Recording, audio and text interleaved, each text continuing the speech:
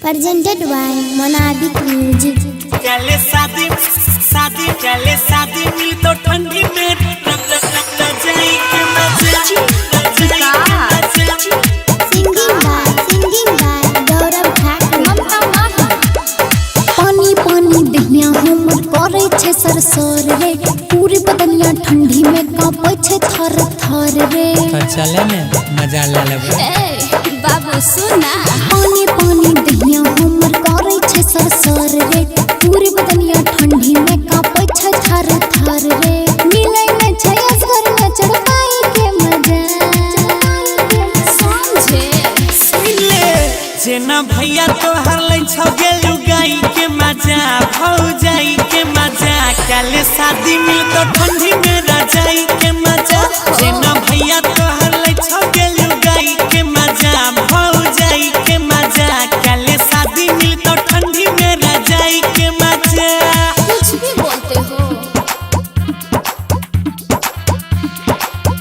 काले शादी शादी काले शादी मिल तो ठंडी में रजाई के मजा रजाई के मजा। Oh my God।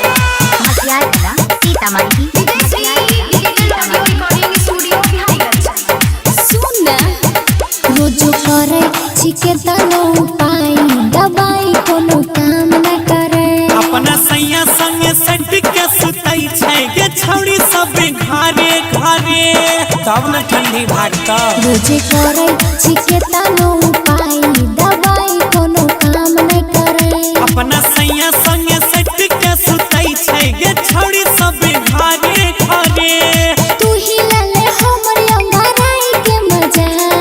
हाय दैया आबे दे दे तू हमरा पजियाई के मजा सटाई के मजा काले शादी मिल तो ठंडी में रजाई के मजा जेना भैया तोहर लै छौ गेलु गाई के मजा भौ जाई के मजा काले शादी मिल तो ठंडी में रजाई के मजा।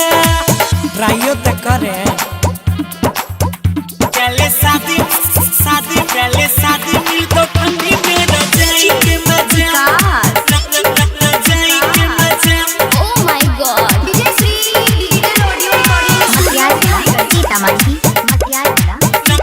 रजाई के मजा लागे छड़े छोड़ा सब टाइली फिल्म वाला करना पड़ेगा।